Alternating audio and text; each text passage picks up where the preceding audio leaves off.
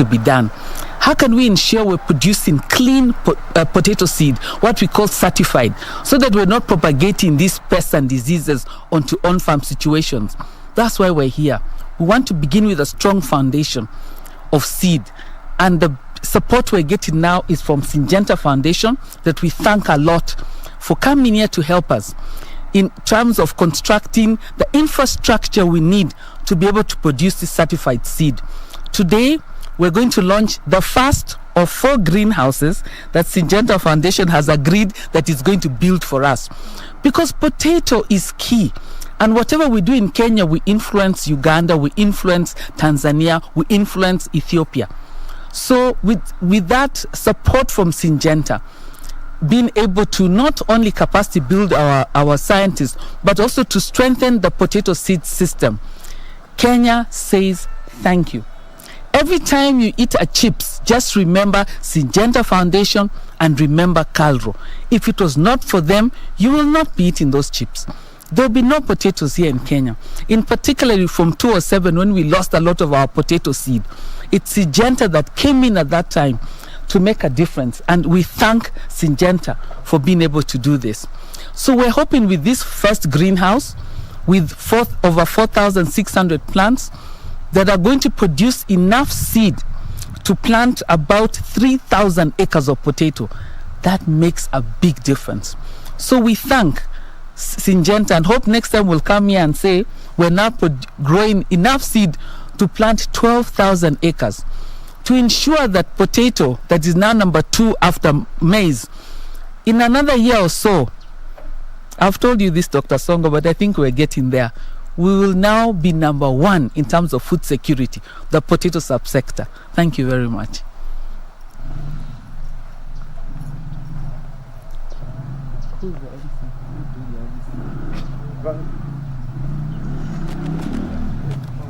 Viewers, I now want to invite our partner, the Syngenta Foundation. Tony, please come and address the viewers. Thank you, Dr. Nyongesa. Good morning, everyone. My name is Tony Gathungo, and I'm the global head for Seeds to Be at the Syngenta Foundation. Just to give you a quick brief about the foundation and what we do, we have a vision. First off, we are not the company. There's a Syngenta company and, of course, the Syngenta Foundation. So we are a foundation that was founded by the Syngenta company, but also funded partially by the company and partially by international aid agencies. And so our vision is a brighter future for smallholder farmers. And what we do is looking at different aspects of smallholder farming and the challenges inherent with smallholder farming. And we try and catalyze different aspects to support small-scale farmers across the globe. And we do that across 3 streams, one being seeds, another one being agri-services, where we facilitate knowledge transfer to small-scale farmers. And also we do have agri-insurance services, where we support farmers to de-risk their to de-risk their investments in whatever they're doing, whether it's on crops or animal farming. And so we're here today under our seeds work, whereby we facilitate access of seed of improved varieties to small-scale farmers. And we do that across different crops, mostly what we call marginalized crops or orphaned crops, the ones that don't have a lot of investments. And, we know, as we've been told, that potato is a big crop for us here in Kenya, but it doesn't get the attention that it requires because farmers are still lacking access of seed to plant and produce to feed themselves, and of course also to make ourselves food secure. And the numbers speak for themselves. I think we have a requirement of about 30,000 tons of potato seed, and I think we do about 6,700 or just under 7,000 tons of seed. So there's a big gap. And one of the things that we wanted to do is to take a look back and see where the challenges are, where we can support. And we wanted to come back to where the source is, and Calro is the source. whereby we want to see where we can basically be able to make some investments to facilitate, support, capacity build. Caldro, who happens to be our big partner, we work with them across different crops, not only potato, but we're also looking at soybean, we're looking at common bean as well, to make sure that we're facilitating, what needs to be done so that we can be able to increase, output of seed to small-scale farmers. So we don't do the work that we do in isolation. We are funded, and in this case, we are working on a program that's funded by the Feed the Future under USAID. So we have a program called Partnerships for Seed Technology Transfer in Africa, PASTA, where I am the chief of party for that program. It's running in 5 different countries in Africa, Kenya, Uganda, Malawi. We also have Senegal, and in Mali in West Africa. And so we have the work that we're doing across different value chains there. So coming back to what we're doing here, we paid a visit to Dr. Nyongesa, and we had a long discussion to try and assess where the challenges are and where we can be able to invest to make those interventions.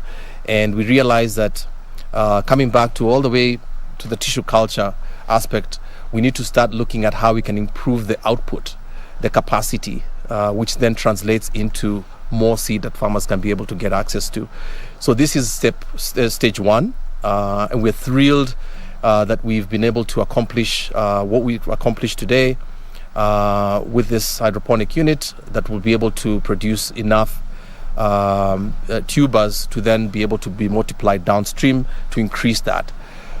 We don't think it's going to be enough, so we want to still continue the investment to ensure that this work that we catalyze translates into actual results, which means farmers are able to plant healthy, disease-free, and certified seed of potato, which will then allow them to be food secure and, of course, increase their levels of income, which is essentially in line with our mission and vision of a brighter future for smallholder farming.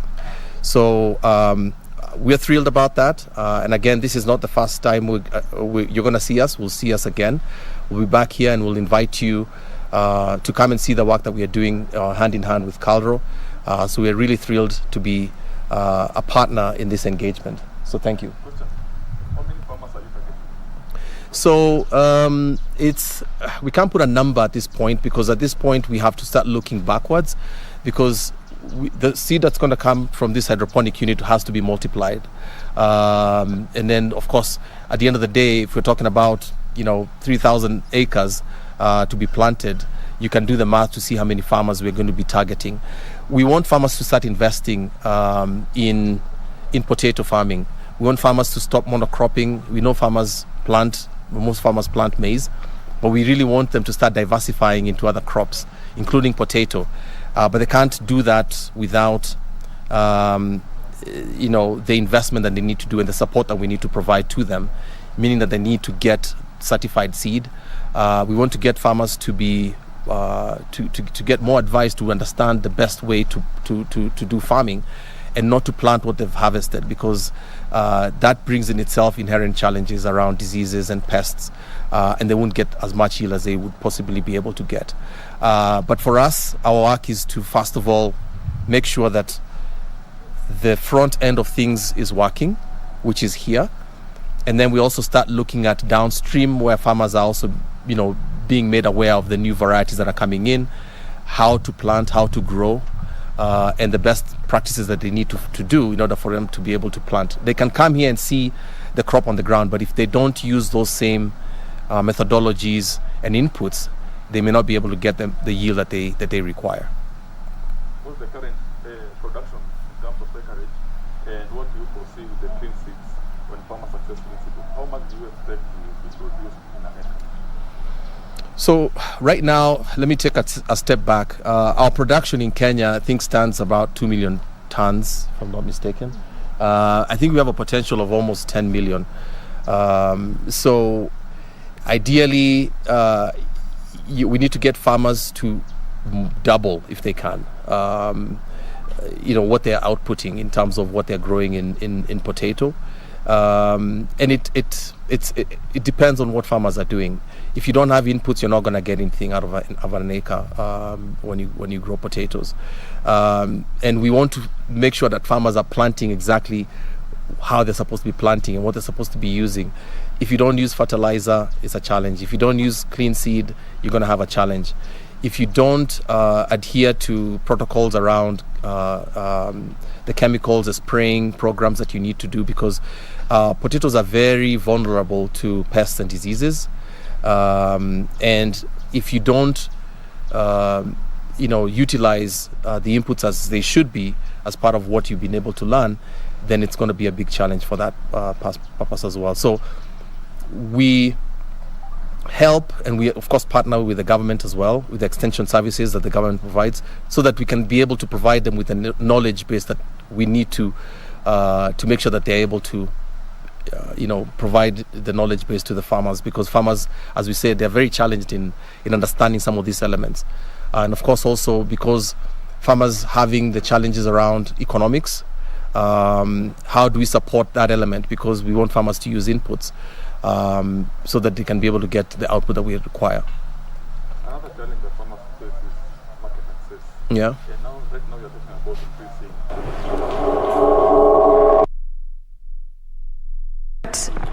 That particular function is the Kenya Agriculture and Livestock Research Organization that is launching new or improved Irish seeds there to ensure that Irish potato production is ramped up in the country. That is in a move to ensure that farmers are producing more Irish potato, as well as Kenyans just consuming more Irish potatoes in the effort to ensure that we have a diversified diet, so to say.